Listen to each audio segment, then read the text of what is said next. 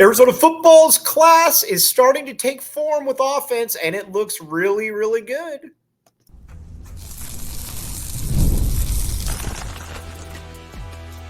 You are Locked On Wildcats, your daily podcast on the Arizona Wildcats.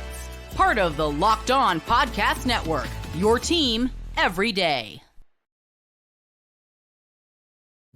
Thanks for keeping it locked on Wildcats. I'm your host, Mike Luke. This show is brought to you by Gametime. Check it out. All right, now all kinds of good stuff going on today with let's talk now first, though, about the offensive commits for the University of Arizona, and there's all kinds of good ones. But you can really start to feel this offensive class really starting to take form for the U of A, and I think that's what's very exciting about all of this, because you're starting to see kind of the outline now, and I think that's what's very exciting about this. So let's kind of break down where the offense is at this point and what it means going forward. First of all, you got your quarterback. Robert McDaniel, I would imagine, is going to be a four-star when this is all said and done. And not only do I think he's going to be a four-star, I think he's going to be able to I think he's going to be somebody that comes in and after Noah Fafita graduates, leaves, whatever you want to call it, I think he's going to move on, and I think he's going to be that starting quarterback. This is nothing personal against Braden Dorman. I just think McDaniel's better. He's got a big arm. He's also got the ability to just kind of wing the ball all over the place. It is a nice aspect that Arizona has going for it at this point. And watching him, you can just kind of tell, too, that his best football is clearly in front of him. He showed up at that Elite 11, and he really surprised a lot of people. And keep in mind, he didn't even show up there until he didn't even know he was going to be there until the very end. And he showed up and he performed very, very well. Greg Biggins from 24/7 said that he liked the pop off the ball, the way that he was able to navigate the pocket, basically everything about him. So you got your quarterback there, and he's also, again, he's from California, so he kind of fits in with that recruiting template as well. Feel very, very good about where Arizona is with him. Then after that, you got your running back. Now, listen, I think Arizona's going to add another running back or two. I really do. I think with the running back situation, you're probably going to get a Wesley Yarbrough. You've obviously got him already.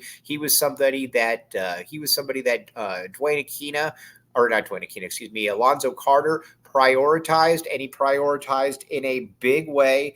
That's kind of where it's at now. When it comes to that next wide receiver, I think you're kind of at a point where who could those guys be? You got the running back, you got the quarterback. Arizona might look to add another wide receiver as well. And I think a big part of that is that you got Sean Robinson and you got Shelton as well. So you got Tyler Shelton, and you've got Sean Robinson, both big 6'4" targets.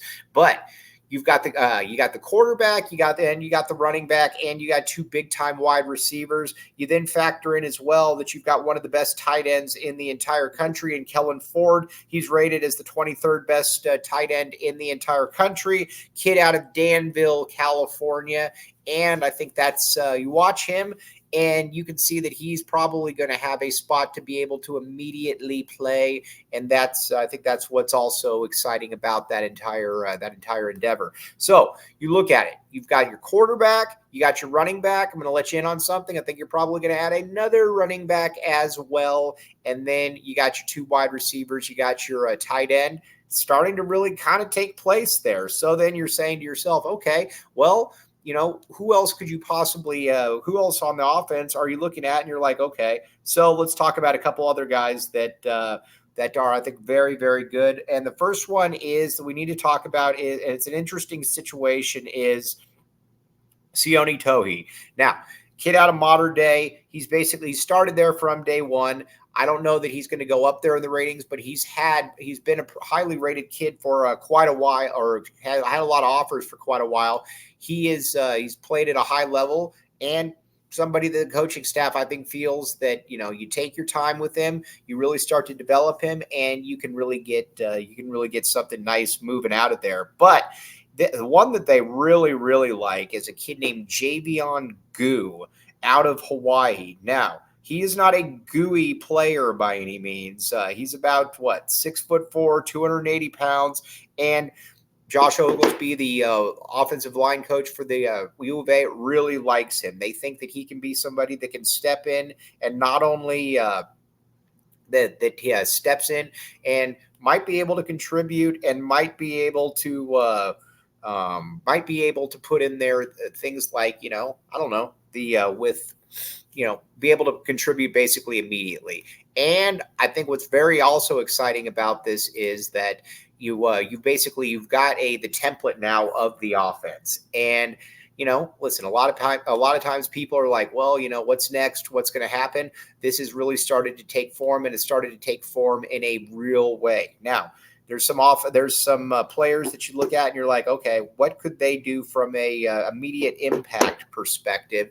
And we're going to switch over to the defense there, because the defense, I think, has a lot that you can like. And not only do you have a lot that you can like, you've also got a lot of guys that, I think are going to be able to be immediate impact contributors. And, at that defensive back position, you got Swade Griffin. Now, he's going to jump up a lot in the rankings. Cedric Griffin was his father, and Cedric Griffin was obviously a big-time player for Dwayne Aquina at Texas, and Dwayne Aquina likes this kid a great deal. He's going to be in at safety, and keep in mind, when you're dealing with probably going to be in a corner, but he can also play a little bit of safety. When you're dealing with kids like this, that their upside is generally pretty high because they've got a father that is able to put them in the right situation. He's going to be an immediate impact contributor, though. Very much like him, like what he can do, and it wouldn't surprise me at all if he shoots up the rankings when there is when there's another rankings to be put out there. But Griffin, besides having just a really, really cool name, he's got a really cool game.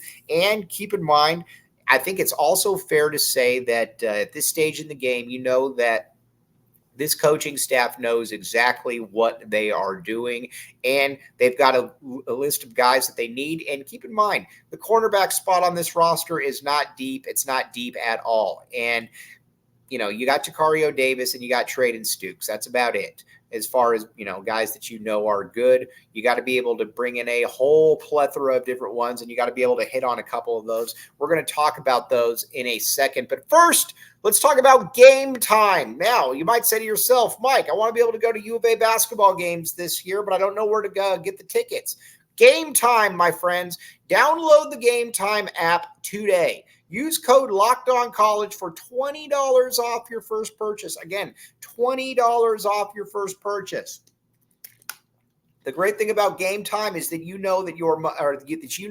whether that's a sporting event, whether that's a ticket, whatever the case may be, that is really, really good. And I think the great thing about it is, also that not only is your money good, you also know that it's going to be something that's going to be very fun to play with.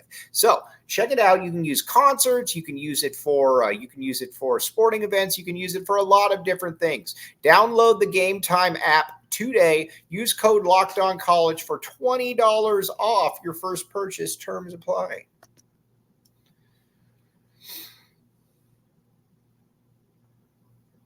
Thanks for keeping it locked on Wildcats and making this your first listen of the day. I am your host, Mike Luke. All right, now we're going to stay with the secondary, because that's a position, that's a situation where you got a lot of different dudes that can come in and they can contribute immediately. Now the next one is Dejon Hinton. Dejon Hinton, cornerback.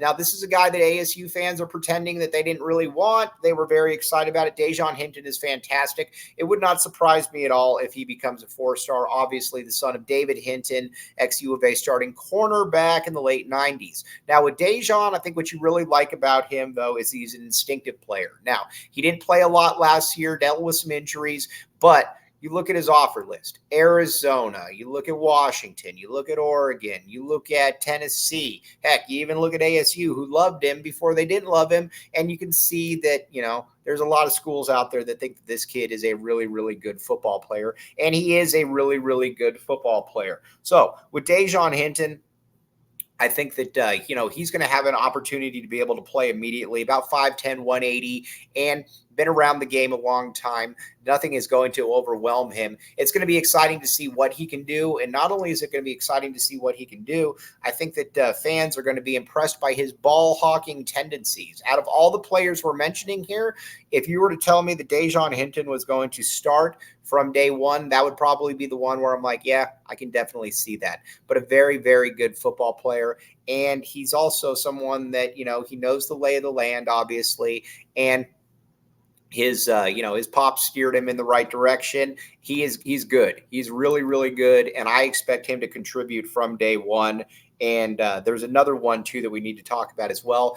Alan Gant. Alan Gant is very, very interesting because he's another kid out of Lubbock, Texas. He's a safety. Now, keep in mind, you got a little bit more room to maneuver with the safeties because you still got Genesis Smith, who's obviously very, very good. He's still got a couple more years here. You got Dalton Johnson. You're going to be losing, though, Gunnar Maldonado. My bad, Gunnar. And you're going to be losing Owen Goss as well. So you got those two. Guys, but Arizona is going to be in the need to be able to replenish that. And Gant is that dude at about 6'1", 200 pounds, already very well put together. And not only is he very, very well put together, he's also a guy who is going to be coming in here. He's not going to be overwhelmed by anything, and it's a guy that Dwayne Aquina really likes. When Dwayne Aquina really likes somebody, it generally ends up working out. So Alan Gant, really, really good stuff. And I think what's also very appealing about Alan Gant as well is that at 6'1", 200 pounds, he can play a little bit closer to the line of scrimmage. I think you're going to see that a lot with Dwayne Aquina's defense is that Dwayne Aquina is going to want players that can be a little bit closer to the line, and he can definitely do that. So there's some things that you're going to really, really like. But there's a couple other players that we're going to talk about here in just a second. Thanks for keeping it locked on Wildcats and making this your first listen of the day. I am your host, Mike Luke. All right, now let's talk about some other corners. You got Josh Tuchek. This is somebody out of Long Beach, Milliken, obviously. We've talked about him before, committed a while back, but at about 6'1", 180 pounds. Good, really, really good player and longer, more athletic. That's what this coaching staff has kind of been going for. You look at his offer list, had some pretty good schools on him. But again, when it comes to defensive backs, I'm all in on what Dwayne Aquina wants. What Dwayne Aquina wants, Dwayne Aquina should get. And that is where that's what I think is exciting about all of this, is that you got a defensive coordinator who's just knows what he's doing. And not only does he know what he's doing, he's got a reputation for that. So Tuchek was a kid that they obviously that they prioritized very, very early on. And you can kind of see just by looking at him, he's longer. He kind of fits into that vibe of the previous coaching staff and what they were looking for in corners, kind of your bigger corners that can high point the ball at the end and be able to run with players. Now, I think the thing that the staff still has to be able to do is you still got to be able to get defensive linemen. We're going to continue to talk about it a little bit. You got Caleb Jones in here, but he's more of a project. You're doing a pretty good job with the interior offensive linemen. You got quite a few of those guys in there. But the next step is being able to get those defensive linemen. You get those defensive linemen in there, and then I think you are ready to rock and roll. So we'll obviously talk a lot about that. But just like I said, very exciting times just to see a plethora of kids commit to the U of A and just to kind of see where they all fit in the grand scheme of things. So tomorrow we're going to talk more about Arizona football recruiting, kind of who those instant impact players could be. And we're also going to talk about, obviously, we'll get back to some Arizona basketball. We got some movement on that as well, who Arizona is looking at, what they're doing, and what that next step could be. But overall, a really, really good week for Arizona on both ends. And big reason why, obviously, is a coaching staff that took their time. They were deliberate, but they also know what they're doing. And I think that's something that you've got to give a lot of credit to. But like I said, there's no better time to be an Arizona Wildcat fan, as we say. But we're going to talk instant impact next show, and we're going to talk instant impact, and we're going to talk a little bit of Arizona basketball recruiting, where exactly everything stands with certain players. There has been a little movement, like with a guy like Atunde Yesufu, that we're going to keep you up to date with as well. But as always, very, very much appreciate you all making Locked On Wildcats your first listen of the day. I'm your host, Mike Luke. We will be back with you tomorrow. Bear down and back the A.